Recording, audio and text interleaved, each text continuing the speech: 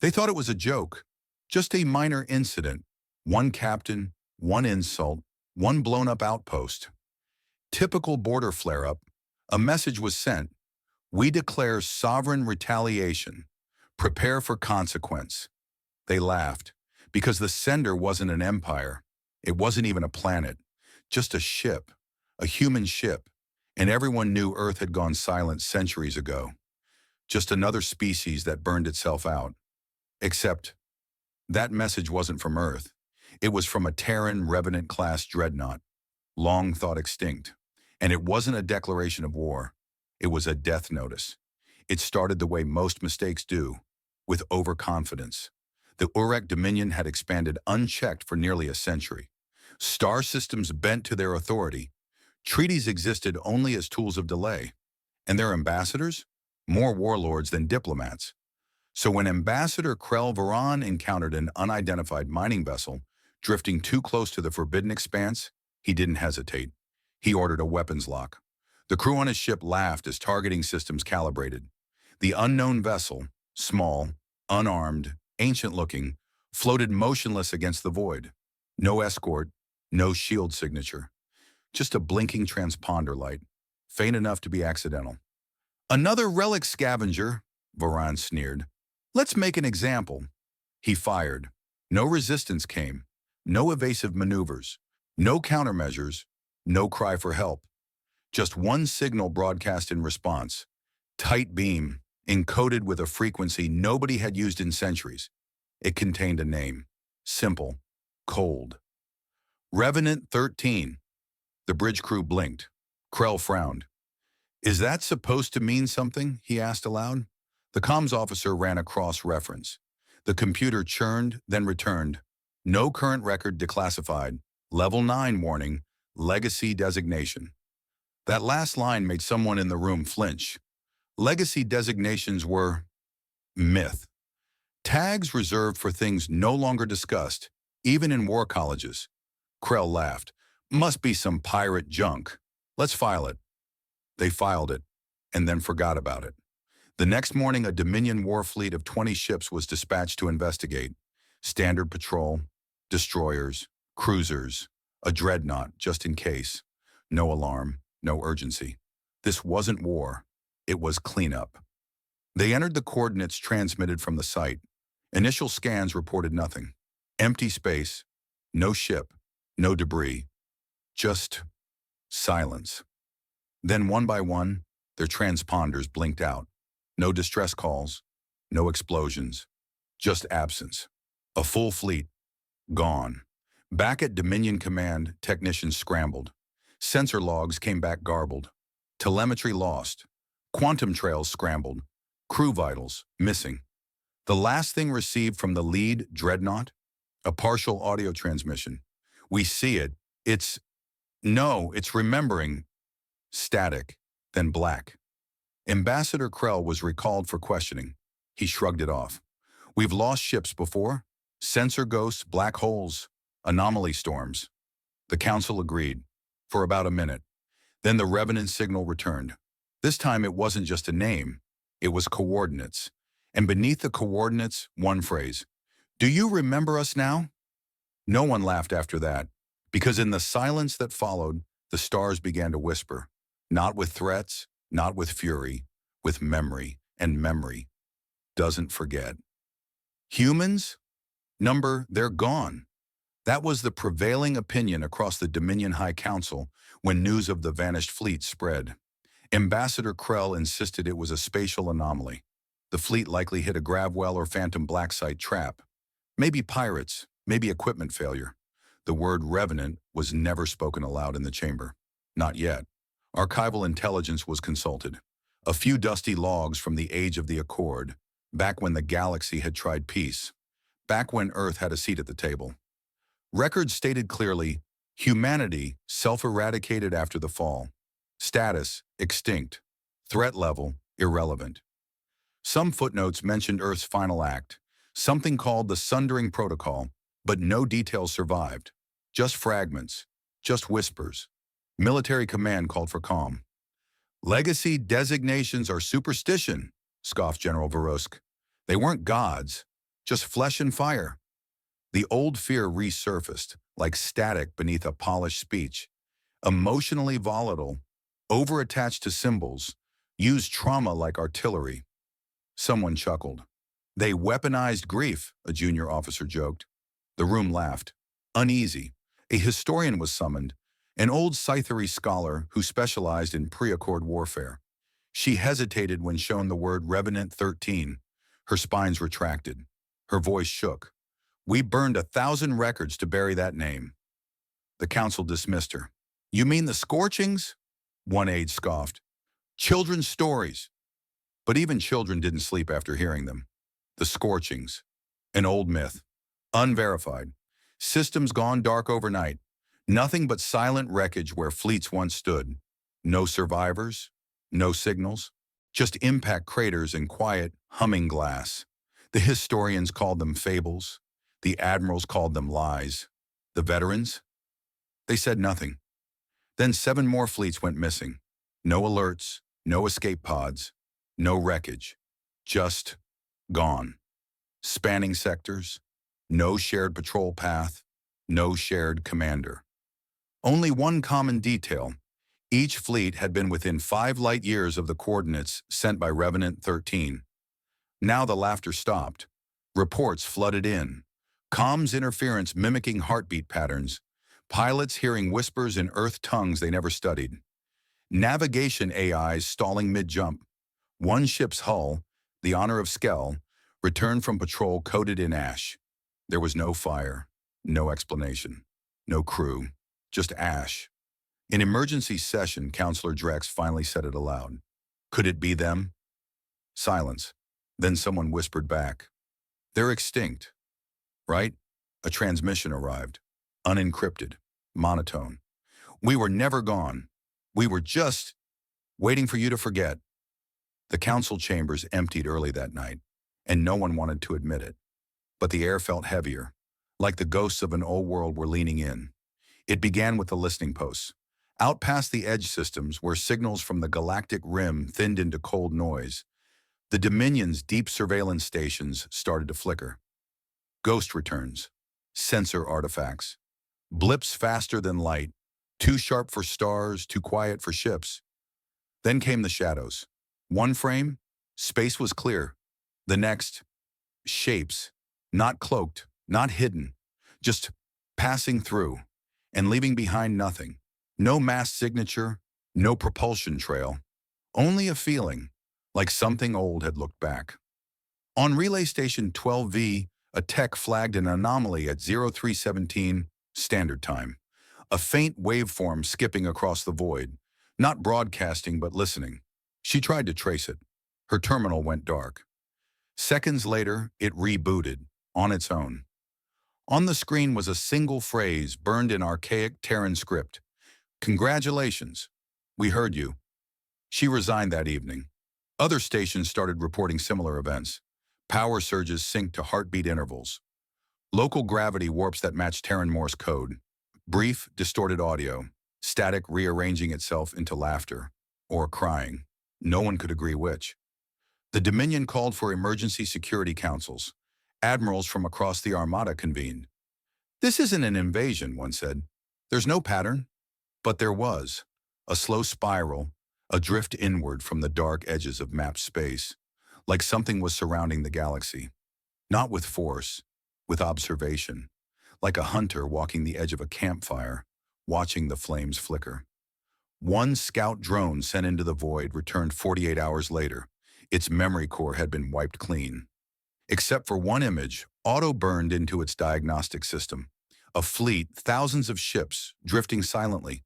Shapes impossible to model, holes made of fragmented geometry and memory logic. At the center, one ship eclipsed the stars behind it, etched on its spine in broken Terran. We never stopped counting. Panic finally reached the halls of the Dominion's Galactic Senate. Emergency session, crowded, agitated. Senator Rule of the Core Systems stood up, shaking with adrenaline. What are we dealing with? The room went silent. Admiral Velek, oldest living commander, survivor of 7 campaigns, answered. The last species to define war as art. Not conquest, not strategy. Article. And what is art if not memory put to motion? What is war if not the most permanent way to be remembered? Back on the edges of space, surveillance feeds pulsed again. No enemy formations, no battles, just signals, Terran voices, singing, dissonant. One song carried lyrics in over 50 extinct languages, all translated into a phrase now whispered across command posts. We never left. You just stopped listening.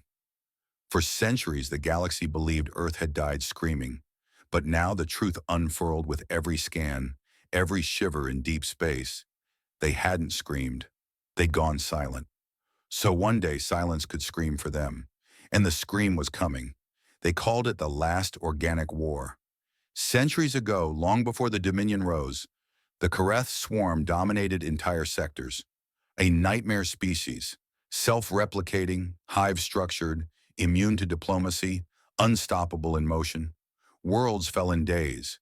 Empires crumbled in weeks. No army, no treaty, no alliance could stop them, until they reached Earth. History records it poorly. Most archives show only a blank decade. 10 years of redacted sectors, unexplained disappearances, stellar anomalies. But the whispers persisted about what the Terrans did, and why no one talks about it. The Kareth didn't announce themselves when they came. They simply descended, millions of bioships, planet seeders, core eaters. They overwhelmed defenses in Sol's outer rim in under 12 hours.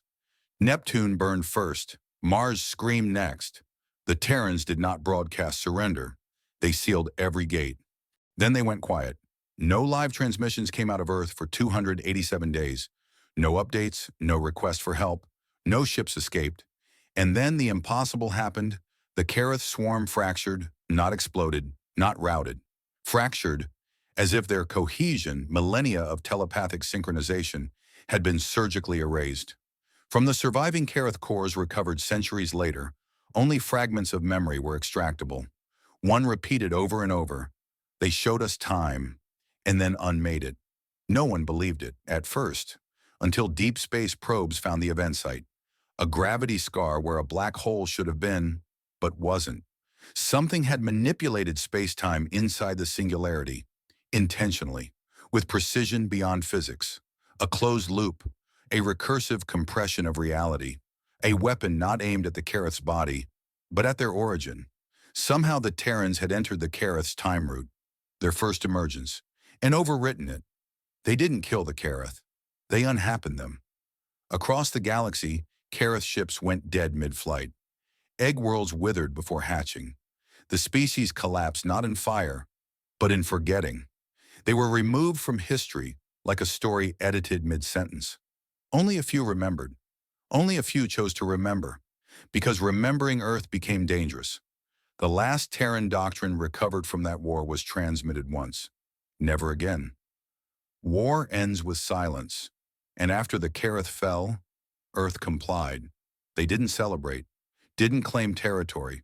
They dismantled fleets, destroyed records, shuttered borders. Their diplomats left the Accords. Their colonies fell off the charts. Earth went dark. Not destroyed. Just gone. For centuries, that was the great mystery. Why did the Terrans disappear after proving they could erase a species? Why let the galaxy move on? Why say nothing? No one had answers. Until now. With Revenant 13 awake and fleets vanishing, memories resurface. Scars not healed, but buried. The Dominion consults what remains of the Forbidden Archives. Only one entry is left unsealed. A single Terran war flag. Tatters, carbon-scored, folded around a black core of exotic matter. Inside it, a phrase, etched in blood, not ink. We do not return to be welcomed. We return when you repeat the mistake. The council stares at the relic. For a long time, no one speaks. Then quietly, one senator says, "We poked Earth." And across the stars, beneath sensor range and political certainty, the shadows start to move again. Not fast, not loud, but with purpose. Because silence wasn't absence. Silence was aim, and Earth had just pulled the trigger. When the Seventh Dominion fleet vanished and surveillance feeds filled with Terran lullabies and quantum shadows, the Urek Council did what all arrogant empires eventually do. They assumed diplomacy would fix it. Peace envoy Sternlight Theta was dispatched in haste and pride. 12 delegates, 3 from military command, 4 from the Cultural Commission, 5 from the High Language Courts, linguists fluent in over 2,000 dialects. Their mission: establish contact, offer apology, propose resolution. Their assumption: the humans would want to negotiate. Their mistake: assuming the humans wanted anything. They sent the envoy with pristine intentions, wrapped in ceremonial robes, ships polished like icons, messages encoded in peaceful wavelengths. One transmission even included a curated collection of Terran poetry, recovered and translated. They thought it would show respect. The Sternlight Theta entered the dead zone around the Revenant's last known location. Its crew counted 24 hours of silence, no greeting, no scan acknowledgement, just stars and silence. Then the transmission came, visual only.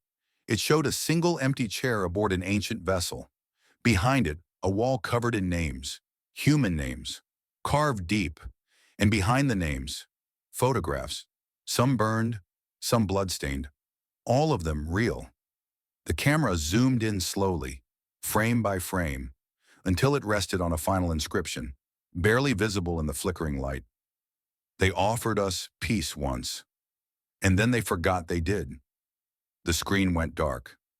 Contact with Sternlight Theta was lost for 9 hours. When the vessel reappeared, precisely on its departure vector, it was changed. Not broken, not damaged. Changed. The delegates stepped off the ship unaided. No wounds, no burns. But none of them spoke at first. Not to command, not to medics, not to each other. Their eyes remained distant, fixed on something no one else could see. Then one began to laugh, softly at first, then louder. Another wept, openly, collapsing to her knees. A third began speaking in an extinct dialect, Terran Old English, fluently, rhythmically, as if reciting. Medical teams tried to intervene. Neural scans showed no trauma, no implants, no external tampering. But when asked what happened, one delegate finally replied, "We made a noise, and it answered." No one knew what it meant.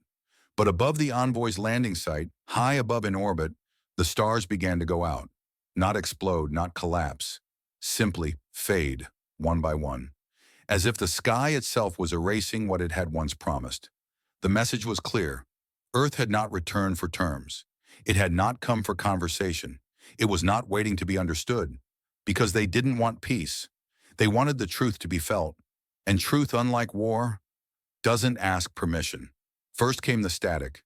Then came the shadows. And then, without sound, without acceleration curves, without arrival codes, they appeared. The revenants, no longer sensor ghosts or whispers in archival dread. Now visible, now real. From the edges of Urek space to the spine of the Dominion's defensive corridor, the stars bent under their presence. Massive ships, if you could call them that. Some as large as moons, others wider than orbital belts. Their shapes defied symmetry, etched in spirals, spires, and impossible geometry. Their hulls bore no insignia, only carvings, endless lines of alien script and symbols, each representing a world, a species, a culture, each one long gone. Every name, a eulogy in metal. Orbital defense grids open fire, kinetic lances, plasma barrages, singularity cores. The revenants didn't move, didn't flinch. Most didn't even register impact. What little struck them simply stopped. Energy frozen mid-spread, then dissolved into nothingness. Some shots reversed direction mid-space. Others never landed because the turrets that fired them disassembled in real time, atom by atom. Panic became protocol. Entire sectors called for evacuation. Emergency protocols reactivated long-dead planetary AIs, some of which immediately shut themselves back down after a single scan of the Revenant fleet. And then, moons started vanishing, not exploding, vanishing. Surveillance footage captured it once. On Drax 9's outer moon, a Revenant ship moved into alignment, its underbelly glowing faintly with heatless light. The moon was scanned, and then it was gone. No flash, no debris, no gravity wave. Just absence. Where a celestial body had been for 5 billion years, now there was silence. All frequencies were jammed, all diplomacy channels opened, all fail-safes triggered. None mattered. Instead, one message began playing on loop across all known communication bands. Congratulations. 2 seconds of pause, then again. Congratulations. Every language, every script, every form, even in species that no longer existed. Military officers asked, "Congratulations for what?" A lone retired linguist answered from her infirmary bed, "For becoming important enough to be remembered." Across the Revenant fleet, a rhythm began. Not light, not sound.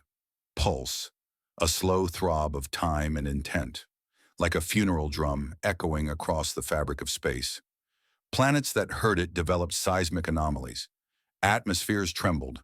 People reported dreams of battles they'd never fought, of goodbyes they never said.